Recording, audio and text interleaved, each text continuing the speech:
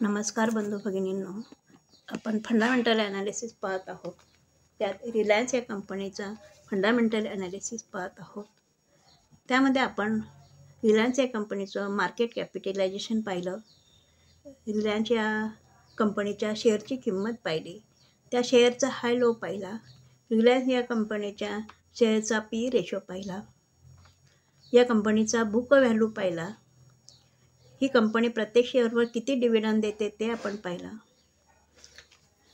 त्यानंतर रिलायन्स या कंपनीच्या शेअरचा ROC पाहिला. आता आपण पुढचा मुद्दा पाहणार आहोत. त्यामध्ये आहे ROE. ROE किती आहे?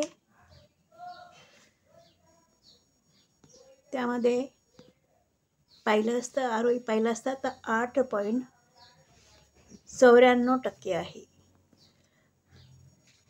ROE म्हणजे काय मग? Return on equity. ROE म्हणजे रिटर्न ऑन इक्विटी. कंपनीचे शेअर ज्या लोकांनी घेतलेले आहेत त्यांना कंपनीने मागील 3 ते 5 वर्षात किती रिटर्न दिले आहे ते कळते, किंवा एका वर्षात किती रिटर्न मिळाले आहे. तुम्ही एक शेअर घेतलेला आहे, 2,972 रुपयाला एक शेअर घेतलेला आहे, तर एका वर्षात याच्यावर किती रिटर्न मिळालं, किती नफा मिळाला तुम्हाला, ते ROEने कळते.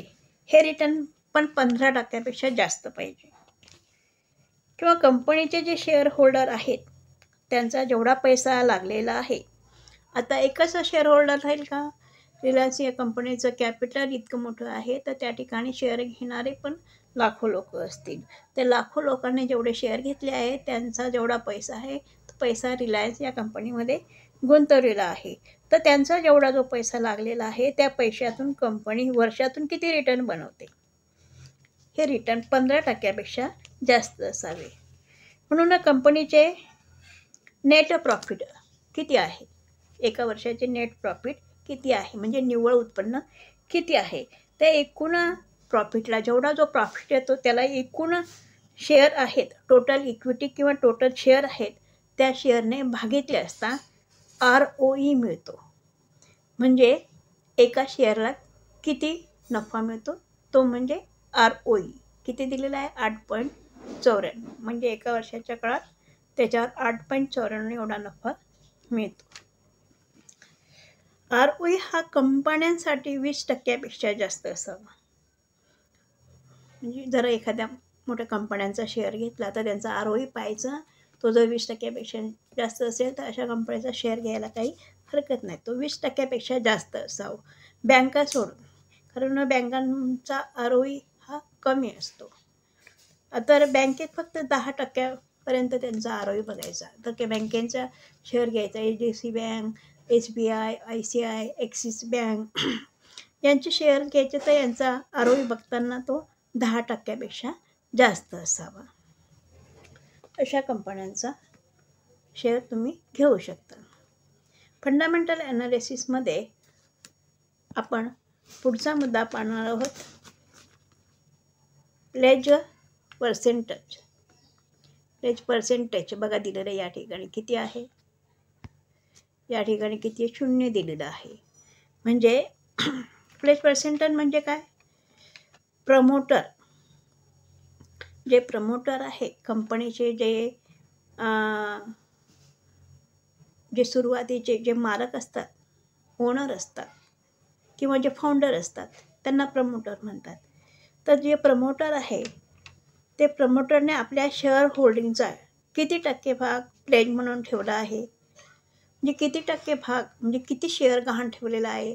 त्यांच्याजवळ 1 लाख असतील तर 1 लाखापैकी किती शेअर बँकेत गहाण ठेवून त्याच्यावर लोन घेतलेले आहे, त्याला म्हणतात प्लेज पर्सेंटेज. म्हणजे एकूण शेअरच्या किती टक्के भाग गहाण ठेवला आहे.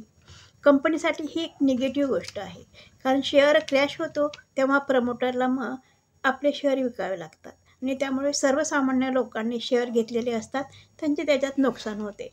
म्हणून प्लेजची टक्केवारी ही 0 असावी. जसे रिलायन्स कंपनीचे प्लेज पर्सेंटेज किती आहे? 0 आहे. म्हणजे कंपनी चांगली आहे.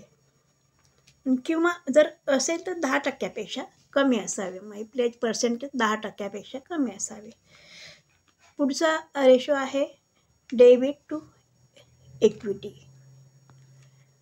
डेबिट टू इक्विटी म्हणजे काय? कर्ज बँकेवर कर्ज किती, कंपनीवर कर्ज किती आहे, कंपनीने किती कर्ज घेतलेले आहे किंवा कंपनीवर किती कर्ज आहे ते या रेशोने कळते.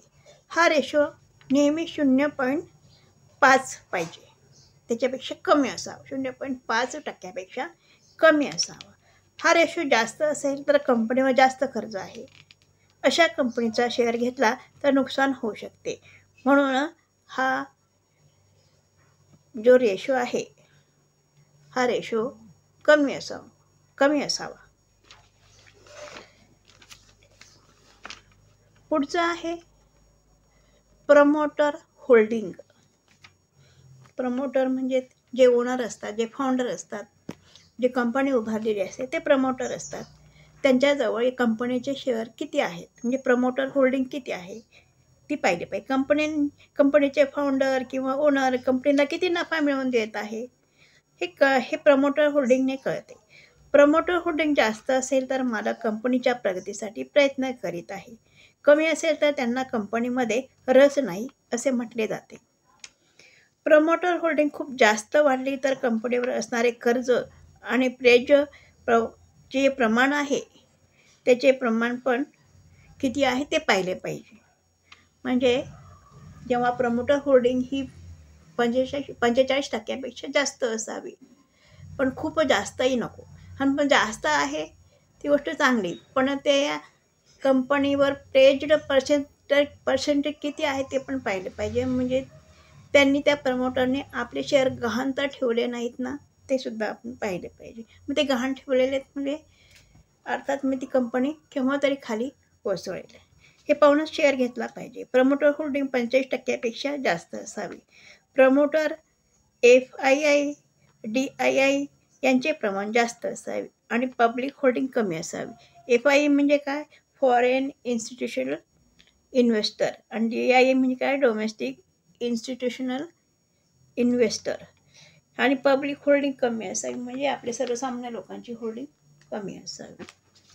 तर आपण अशा पद्धतीने कंपनीचा फंडामेंटल पाहताना कंपनीचा मार्केट कॅप पाहिला पाहिजे, त्यानंतर कंपनीचा PE रेशो पाहिला पाहिजे, कंपनीचा बुक व्हॅल्यू पाहिला पाहिजे, त्यानंतर ROC ROE हे पाहिलं पाहिजे, त्यानंतर डेबिट टू इक्विटी हे पाहिलं पाहिजे, किती कर्ज आहे ते पाहिलं पाहिजे, प्लेज्ड पर्सेंटेज पाहिले पाहिजे, किती टक्के शेअर गहाण ठेवले हे सगळं पाहिलं पाहिजे. हे पाहिलं पाहिजे. आणि पुढे एकूण त्यांचा सेल किती आहे, ग्रोथ किती आहे, निव्वळ नफा किती आहे हे सुद्धा आपण पाहिलं पाहिजे. तर ते बाकीचा भाग आपण जो पुढचा भाग आहे तो पुढच्या